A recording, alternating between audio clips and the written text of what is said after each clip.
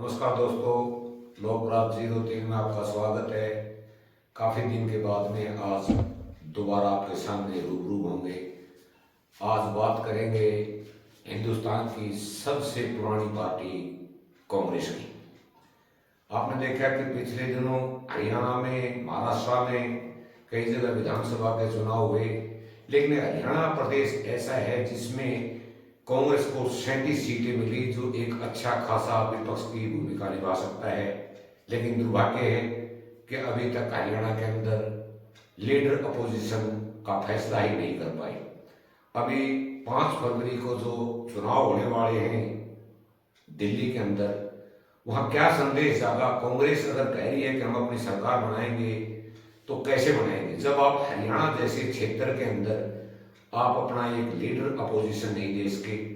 ये क्या मजबूरियां रही होंगी? इससे बहुत साफ पता चलता है कि कहीं कहीं कांग्रेस के अंदर गुटबाजी तो है, नहीं तो ये कोई बहुत बड़ी बात नहीं थी। जैसे चीफ मिनिस्टर ने शपथ ली थी, उससे अगले अधिवेशन में ही शायद लीडर अपोजिशन बढ़ जाता है। लेकिन अभी तक हरियाणा की जो विपक्षी पार्टी है वो अपना लीडर अपोजिशन नहीं दे सकी। इससे होता ये है कि जनमानस की भावनाएं होती हैं, जो लगता है कि सरकार हमारे हक में काम नहीं कर रही, तो वो काम होता है लीडर अपोजिशन का, कि वो समय समय पर सरकार को समझाए, सरकार को बताए। लेकिन ऐसा हरियाणा के अंदर हो नहीं रहा है। उसके 100 कारण हो सकते हैं, लेकिन उसका एक कारण सबसे बड़ा ये हो सकता है कि आने वाले समय में आप देखोगे कि इसका खामियाजा कांग्रेस को दिल्ली में भरना पड़ेगा, क्योंकि दिल्ली का जो क्षेत्र है वो हरियाणा से लगता हुआ है। और हरियाणा वासी जो है, कम से कम 22 सीटों पर हरियाणा के लोग जो हरियाणा में थे वो शिफ्ट होकर दिल्ली चले गए।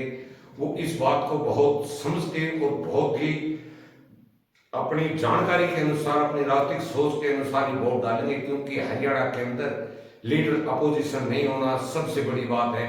और शायद भारत में ये एक रिकॉर्ड ही होगा कि किसी स्टेट के अंदर लीडर अपोजिशन नहीं है। कई बार होता है कि एक मानक स्टैंडर्ड होता है, आंकड़े होते हैं, अगर आंकड़े नहीं छू पाते तो एक बात अलग हो जाती है, लेकिन अभी ऐसा नहीं है। अभी हरियाणा हब बना हुआ आंदोलन का। अभी आप देख रहे हो कि किसानों का आंदोलन लंबे समय से चलते आ रहा है, चाहे वो खनौरी बॉर्डर, हरियाणा के बॉर्डर से लगते हुए, लेकिन उसका प्रभाव हरियाणा के अंदर साफ नजर आ रहा है। तो इसमें एक आम लोगों की एक अपनी सोच है।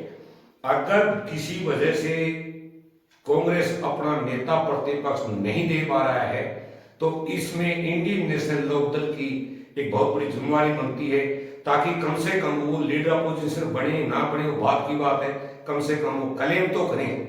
जब एक पार्टी अपना क्लेम नहीं कर पा रही है या वो नहीं दे पा रहे हैं, तो इंडियन नेशनल लोकदल के 2 जो एमएलए हैं उनकी एक नैतिक जिम्मेवारी बनती है, और चौधरी अभय सिंह चोपड़ा की नैतिक जिम्मेवारी बनती है कि वो विधानसभा में अपने एमएलए को बताए कि वो जाकर इसके लिए क्लेम करें, ताकि कांग्रेस जो सो रही है उसकी नींद खुले। और साथ में आप देख रहे हो कि हरियाणा के अंदर जो आज हालात पैदा हो रहे हैं, चाहे वो किसी प्रकार के हैं, बीजेपी अच्छी पार्टी है, खराब पार्टी है, कांग्रेस अच्छी है, खराब है, इंडियन नेशनल लोकदल अच्छा है, खराब, मैं इस पर नहीं जाऊंगा। बात करूंगा मैं मुद्दे की, क्यों अगर आपको विपक्ष दिया है तो आप विपक्ष की भूमिका क्यों नहीं निभा रहे? और रही बात बीजेपी की, बीजेपी चाहती नहीं है कि लीडर अपोजिशन हो, और इसका जो आने वाले समय में ये माना जाएगा कि कांग्रेस कहीं कहीं दिन प्रतिदिन कमजोर होते जा रही है। तो चाहिए जो कांग्रेस की हाई कमांड है, जो कांग्रेस के हरियाणा के बड़े लीडर हैं, उनको कम से कम अभी जो विधानसभा सत्र होगा उसके अंदर अपना लीडर अपोजिशन जरूर देना चाहिए। और साथ ही साथ जो किसानों के मुद्दे के लिए सरकार से, वो कांग्रेस अभी विपक्ष में है, लेकिन उसकी नैतिक जिम्मेवारी बनती है कि इंडिया गठबंधन का बहुत बड़ा एक ग्रुप है, वो लीडर अपोजिशन राहुल गांधी जी हैं, तो उनको चाहिए कि वो बात करें।